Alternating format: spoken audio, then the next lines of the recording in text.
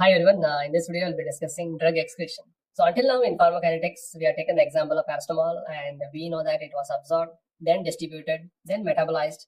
Now after metabolism, the drug has to be thrown out. So the last part is throwing the drug out, that is called drug excretion. Let us understand how do we throw the drug out. Now we know how to give the drug, that is routes of administration. Now let us understand what are the routes through which we can remove the drug out. So let us understand the drug excretion part now. Let us start the drug excretion. Now the drugs can be excreted in two important routes. The major route of elimination is called the renal route of elimination. And one more important aspect is the non-renal routes. The non-renal routes. So what are the non-renal routes? The non-renal are through the liver. From the liver, the drug is thrown through bile. From the bile, it is thrown to feces. So it will go through feces. Apart from this, the drugs can also be thrown out with the help of sweat, saliva, and tears. So one classical example for the drugs which undergo sweat, saliva, tears elimination is a drug called lithium. So a classical example is lithium, because lithium and sodium are like brothers. So wherever sodium goes, lithium also goes. And we use lithium in a condition called mania and bipolar disorder. The drugs are limited by liver, bile and feces, sweat, saliva and tears. And the classical example I gave is lithium. One more important thing is the drugs are also limited in breast milk. So I was telling you, a lactating mother is sitting in a clinic and you have to give a drug. So why we are worried? The reason why we are worried is most of the drugs are secreted in breast milk. Suppose she takes a sleeping tablet, the baby will also sleep. Why? Because the drug will go in the breast milk, the baby will also take it. So there is a risk. So the suggestion is wherever possible, try to avoid giving drugs to breastfeeding mother, that is lactating woman. But wherever possible, now I will ask you a question. In a breastfeeding mother,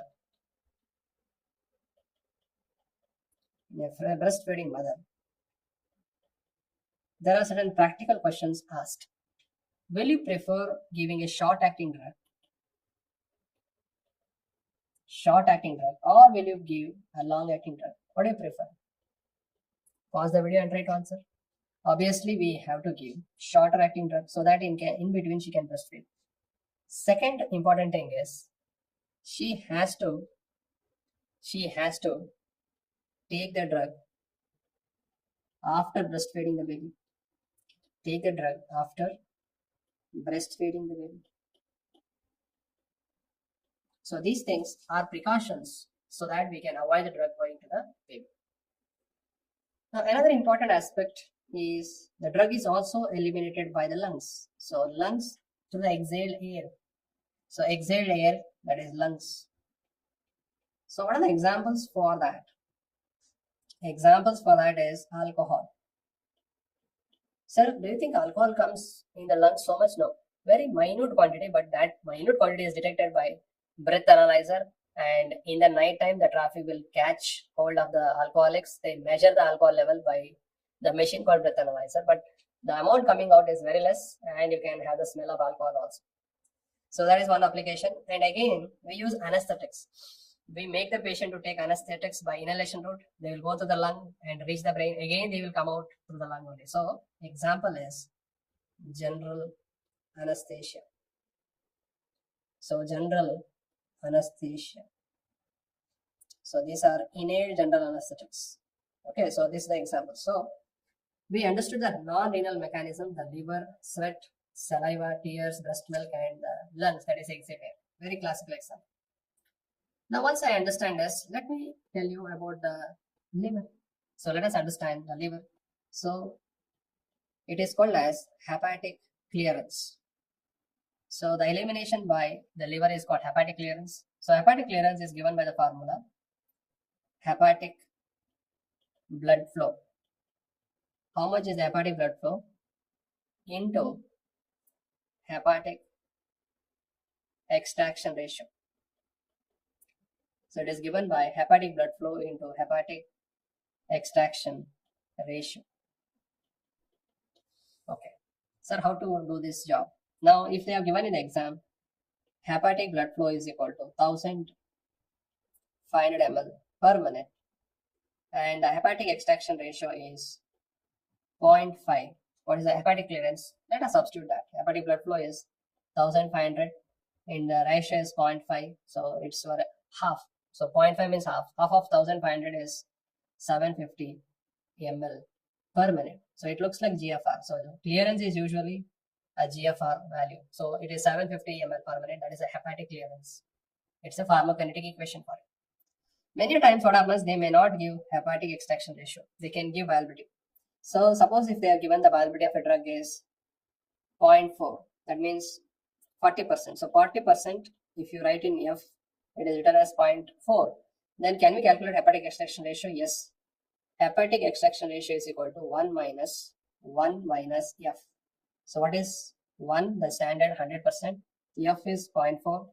Now hepatic extraction becomes 0.6. So if they are not providing you the HER and if they are providing only viability value, then also you can find out the formula is 1 minus F. If you minus that, F is 0.4.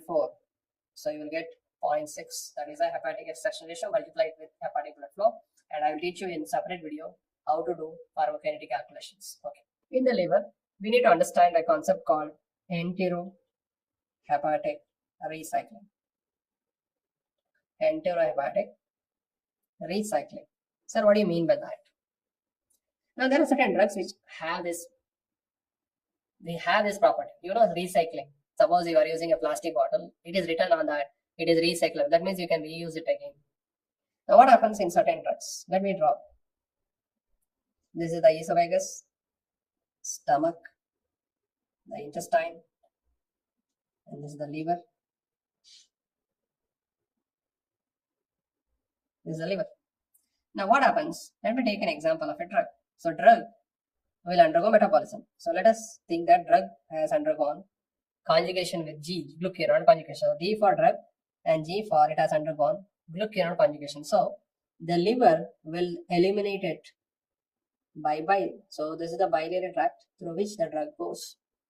So when the drug goes, it is eliminated plus drug plus glucuronide. So these will come in the feces. Now when they come in the intestine, I just enlarge that to tell you. In the intestine there are bacteria.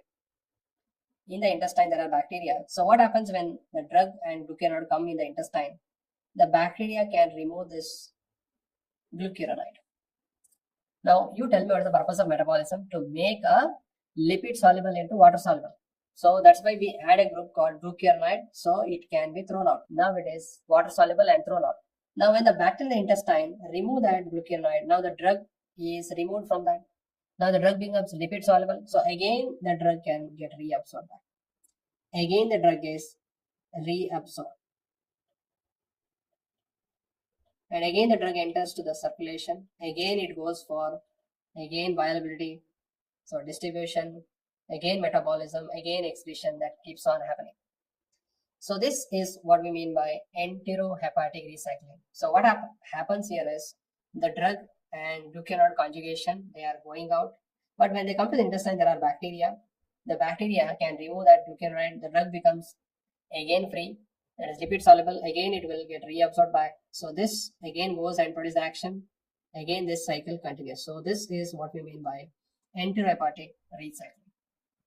Now you tell me, will this make the drug long acting or short acting? Generally, it makes the drug longer acting. So the drug becomes longer acting if it is undergoing enterohepatic recycling. Generally, there are some exceptions also, but generally a drug undergoing enterohepatic recycling will be longer acting. So what is the importance of knowing this?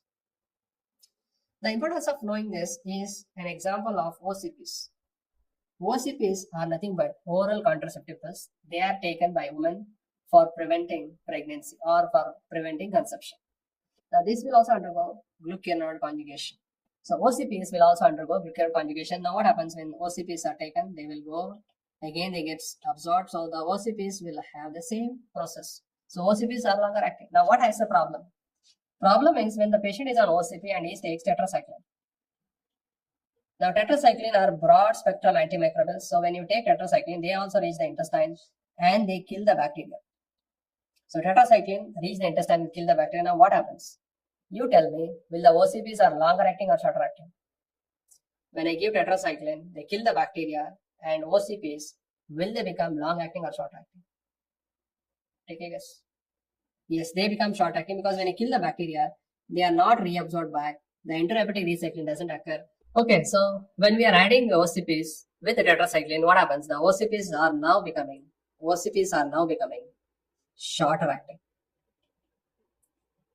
They are shorter acting. The reason is simple, because the tetracycline kills the bacteria and the drug will not undergo intrahepatic recycling. So what happens if they are shorter acting? The drugs will not produce the full effect. So there is a drug failure, and we call it as contraceptive failure. Contraceptive failure can happen.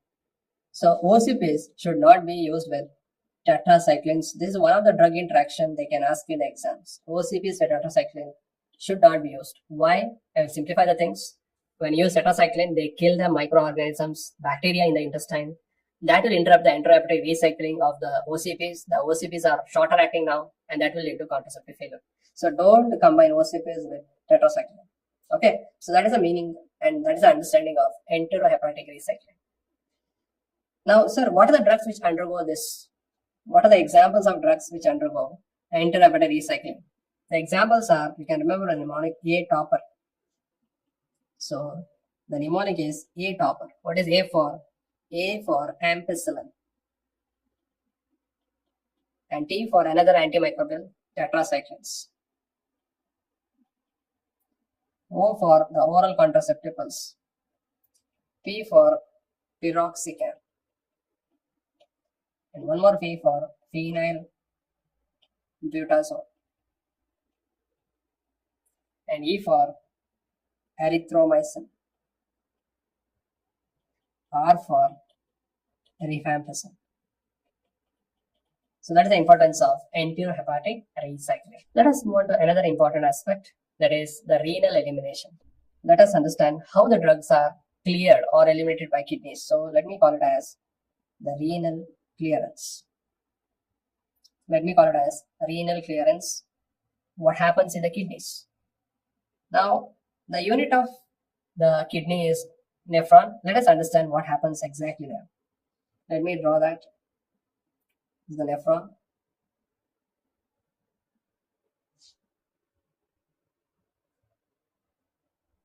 Yes. Now we have a blood vessel here. The afferent is the efferent artery. Yeah. So this is the simplest. And again, this connects to another blood vessel. They are called peritubular vessels. So they are nearby this. These are peritubular vessels. They have a connection with this. So they are connected to this blood vessel. So I'm just extending that here. Let me extend this further. This is the peritubular vessels, correct? Now, this is a simple diagram to tell you what happens in the nephron. The first step when the drug enters the nephron is what we mean by the process called filtration. The process is filtration. So what do you mean by filtration? It is nothing but there are small gaps in this blood vessels as well as in the nephron. Now, in that small gaps, the drug has to go out. Now, what is the rule? If it is very small, which drugs can enter easily? The drugs which are very small in size. Now, I will ask you the options now. Who can get filtered? I will give the options for it. A small size drug or a big size drug. A free drug or a plasma protein bound drug. A lipid soluble drug or a water soluble drug. Now, tell me which property of the drug makes it easily filterable. Yes, tell me. Yeah. So the filtered is the small size, the free drug. Now, why not big size or plasma protein bound? If it is big in size, remember its pore is very small. So big size cannot get filtered. Proteins are very big in size. They cannot get filtered. If they are getting filtered, that means kidney is damaged. So they cannot get filtered. Now, what about lipid soluble or water soluble? Which property makes them filterable? Yes. Many are telling water soluble. No. Now, remember, both lipid soluble and water soluble can get filtered because the lipid soluble, water soluble concept is only valid if there is a membrane. If there is a membrane, lipid soluble can easily cross. But this is not a membrane, it's an opening. If it is lipid soluble and small in size, it can get filtered. If it is water soluble and small in size, it can get filtered. So both lipid soluble, water soluble can get filtered. Small size can get filtered. If a drug is free, they can get filtered easily. So remember, if a drug is plasma protein bound, it cannot get filtered. So remember this point, repeatedly asked in your exam. If they are plasma protein bound, they are not filtered. If they are big in size, they are not filtered. Okay, sir. So the first step is filtration. Correct. The next thing is, what happens is, if the drug is lipid soluble, there are cells here. And I told you, lipid soluble can again go back. So these are again going back, and that process is called reabsorption. So the drugs can undergo reabsorption again. So lipid soluble drugs can again undergo reabsorption. Okay. Sir, what about the drugs which escape the filtration? The big size, the plasma protein bound drug, what happens to them? Now what happens to them? They again come to this. They again come to the peritubular vessels, the big size one, the plasma protein bound drug. Remember when we discussed plasma protein, I was telling you that if a drug is bound, it is in balance with free drug. So now bound drug is more. The bound drug becomes free drug. The bound drug becomes free drug. So there are transporters to throw them back.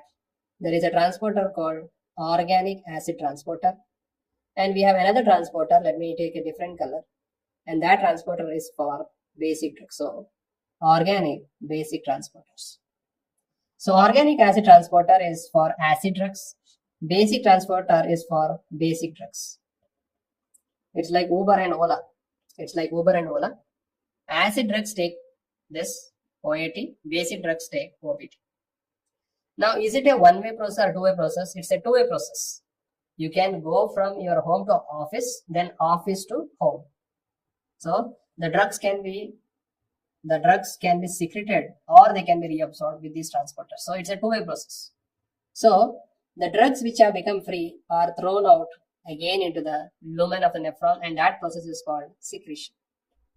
So the third process what we are dealing is called secretion. So the drugs can be secreted back.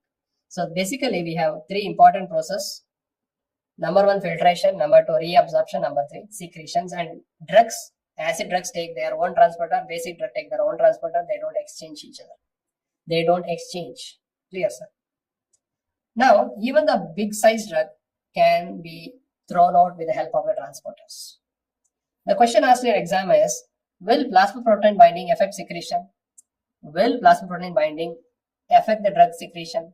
No, because even though it is bound, it becomes free in the peritubular vessel. So plasma protein binding will not affect the drug secretion. But what will affect if it is plasma protein bound? The filtration is affected. So drug cannot be filtered if it is bound. Very good. Fine. Now another important aspect I need to understand here is, suppose there is a poison. The drug comes in the urine. Suppose the drug poison is an aspirin poison. Now when the aspirin comes to the urine, that is kidney, the aspirin may be reabsorbed back. We don't want aspirin to get reabsorbed back. So what should I do with the urine pH so that it will not be reabsorbed back? You have a basic now. Aspirin is acidic drug. Now if you make the urine pH, what? If you make the urine pH, what? Then it is not reabsorbed. In aspirin drug poisoning, let me write like this. Aspirin poisoning, aspirin acidic drug, what you should do with the urine so that it is not reabsorbed? Now you have to make the urine alkaline. Why? If you make aspirin acidic drug, keep it in alkaline medium, what happens? It is ionized. Ionized means water soluble, and if it is water soluble, it will not be reabsorbed. So it will become water soluble or ionized, and if it is like this, it is not reabsorbed. It is not reabsorbed. Let me explain again. In case of aspirin poisoning, what do you want to do with the urine? You want to make the urine alkaline. What happens? If you place acidic drug in alkaline medium, the drug becomes water soluble, and you know that water soluble drugs are also called as ionized, and they are not reabsorbed. So that is what we do with the urine pH. Now the question here is, how do you make the urine alkaline? To make the urine alkaline, what we use is sodium bicarbonate. So the drug used to make the urine alkaline is called sodium bicarbonate. Okay, sir. We understood? In acidic drug poisoning, we have to alkalize the urine. One more they will ask you again is phenobarbital. Phenobarbital is a barbituric acid. Phenobarbital is a barbituric acid. Again, this is a frequent asked question. Please mark it. So what do you want to do with phenobarbital poisoning? Urine, you have to make the urine pH alkaline. Now suppose there is one more poisoning, that is amphetamine. Amphetamine poisoning. Amphetamine is a basic drug, a weakly basic drug. Now what do you want to do with the urine? Make the urine acidic. Urine should be made acidic. Now how do I make the urine acidic? By using NH4Cl. So NH4Cl is called as ammonium chloride. It is called as ammonium chloride. So that will make the urine acidic. Are there any other option for us? Is there any other option for that? Yes, we have an acid. Can you tell the patient drink sulfuric acid, nitric acid? No, they will burn. There is one acid which can be given, and that is called vitamin C. What is the other name for vitamin C? It is also called as ascorbic acid. So we can give that. Fine. So what happens when you make the urine acidic? So basic drug in acidic medium will be ionized. That means water soluble, and it is easily going out of the kidneys. So that's the reason why the application comes again and again. So what do you want to do with amphetamine or basic drug poisoning? You have to acidify the urine. So what happens if you acidify the urine? The drug amphetamine becomes water soluble and ionized, and it is not reabsorbed, it is thrown out. So it is excreted. Yes. So these are the clinical application. They keep on asking this question again and again. Okay, sir, fine. Sir, is there any drug which can inhibit this organic acid transport? Yes, there is a drug which inhibits this. That is inhibited by a drug called propanacid. Now, if I use propanacid with penicillin, penicillin is an acid drug. Penicillin is an acid drug. Now, what happens if I use penicillin and propanacid together? Penicillin cannot be secreted. If it is not secreted, what happens? The penicillin becomes longer acting. So when we combine propanacid penicillin, penicillin will be longer acting. Long acting. Usually if I give penicillin alone, what happens? Penicillin is thrown out by the organic acid transporter. It will be thrown out. But if I give propanacid, propanacid inhibits this, and penicillin is not thrown out, it stays inside. So penicillin becomes long acting. Another important is diuretics. There is a diuretic called thiazide diuretic. They are also acid in nature. Now thiazide diuretics, and there is something called uric acid. They both compete for the same, because thiazide is also acid, uric acid is also acid. Who can take it? Whoever is stronger is there. Whoever is stronger, they can take. So thiazide will take the transporter and it will get secreted. But uric acid cannot take it because thiazide is stronger. So what happens is there is increase in uric acid level. So thiazide adverse effect is hyperuricemia. We will understand that in the later part. So number one, they can be inhibited. Number two, there are two drugs which can compete for that. Who takes it, stronger will take it. And who doesn't take, weaker, so it will stay inside. So that will cause increase in uric acid level. So you can see all these are integrated at one place. So renal clearance, very, very important. So they will ask you the poisoning, they will ask you all these things. Okay. Right. So we are discussing the renal clearance part. Okay. We are discussing the renal clearance part. Okay. So once you understand this, can we write renal clearance is equal to who are going out of the body, filtered is going out, who is also going out, secreted is going out, minus who is not going out, reabsorbed. So renal clearance is given by filtered plus secreted, they are going out, and who is not going out, reabsorbed is not going out. So that is one thing. Now, you have heard of GFR, glomerular filtration rate. So it's around 120 ml per minute. So I'm taking just a value 120 ml per minute, right? Now, how do I decide a drug is only secreted, or it is also reabsorbed, or it is also secreted? How do I know it? Now, if you calculate the renal clearance, if a drug renal clearance is 120 ml per minute, if the value of this is 120 ml per minute, that means the drug is only filtered. It is only filtered. So if it is only filtered, it is equal to GFR. That means it is only undergoing filtered. It is not getting reabsorbed, it is not secreted. So if in the exam, if they give the clearance is 120 ml per minute, it is only filtered. If the renal clearance of the drug is more than 120 ml per minute, the value is more. That means what? That means drug is filtered. Okay, so 120 ml is coming. Along with that, some more drug is also being added, secreted. So that is filtered plus secreted. Okay, that's the point. Suppose the renal clearance of the drug is less than 120 ml per minute. That means the drug is filtered, correct? But after filtering, it is again going back, reabsorbed. So it is filtered minus reabsorbed. Suppose you are getting a salary of 1 lakh. That means you are getting 1 lakh. That is only you are getting filtered. You are getting all filtered. But if you are getting 1 lakh salary and you got a lottery of 50,000 that is secreted, your salary will be more. That means the clearance is more than 120 ml per minute. The third important aspect is you are getting the salary, but you are getting a tax reduction of 10% also. That means you are getting filtered minus reabsorbed. So that is the point, last one. Renal clearance less than 120 ml per minute. So now no problem. Let me give again the example. This is the kidney. Let me write it correctly. This is the nephron. If it is only filtered, that means it is equal to 120 ml per minute.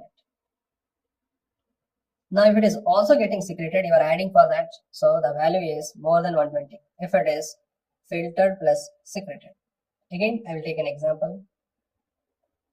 Now the drug is filtered, but after filtering, some of them is reabsorbed. So that the value is less than 120 when it is filtered minus reabsorbed. So this is the correlation with pharmacology and physiology. So that is about the renal clearance. Now whenever we think of clearance, remember the drug is cleared with various points. So clearance is equal to renal clearance plus hepatic clearance plus other routes of clearance. So the total is what we mean by clearance. So clearance is not only by kidney, because we have discussed drug will go with other routes also. So the total is renal plus hepatic with other clearance also is renal clearance. Now one more application which they keep on asking you in the exam. Let me tell you, the drug can go out in two ways. Either by bile, that is liver, or by kidney, renal. So the drug may go by bile or renal. Suppose I will take an example of a drug by the name linagliptin. So linagliptin is a drug used in diabetes. Linagliptin is a drug used in diabetes. Now linagliptin will undergo bile elimination only. It undergoes bile elimination. So if the drug undergoes bile elimination, question is it safe in renal failure? Suppose the patient kidney is not working. Can we use the drug? Think and tell me. If the drug kidney is not working, can I use the drug? Yes, because the drug is not depending on the kidney to go out. It is depending on the bile. So the drug is safe in renal failure. So this is one of the commonly asked questions in exams. If the drugs are going in liver, bile, feces, can we use it in a patient who has renal failure? Yes, you can use it. Repeat last question in your exam. Yeah. So that is about drug excretion. So now we are in a position to understand pharmacokinetics. What is pharmacokinetics? Absorption, distribution, metabolism, and excretion. So we trace it again. First we took the paracetamol orally, routes of administration. Then the drug went into the esophagus, disintegrated, dissolved. Then the drug was absorbed, and then it underwent first pass metabolism. Then it was bioavailable, went to the heart, got distributed, and we discussed something called plasma protein binding. And then we discussed volume of distribution. Then the drug went to the brain, produced action, that is called pharmacodynamics. Which we'll discuss later. Once the drug has done the action, it has to be thrown out, and that is by metabolism. Metabolism, I told you there are two phases, phase 1 and phase 2. Once the drug is metabolized, it has to be excreted. Either the major route is kidney, or the other routes like liver, sweat, saliva, tears, breast milk, and lungs. And excretion, we discussed the enterohepatic recycling. Then we discuss the renal elimination. So the filtration, who can get filtered, small size. Then if they are free, lipid soluble, water soluble. Who cannot get filtered, big size, plasma protein bound. Then lipid soluble can again after filtration get reabsorbed. Who cannot get reabsorbed, water soluble. Suppose there is acidic poisoning, what should I do with the urine? Make it alkaline. So the drug becomes water soluble and ionized. It is not reabsorbed back, it is excreted out. So aspirin poisoning, you have to alkalize the urine.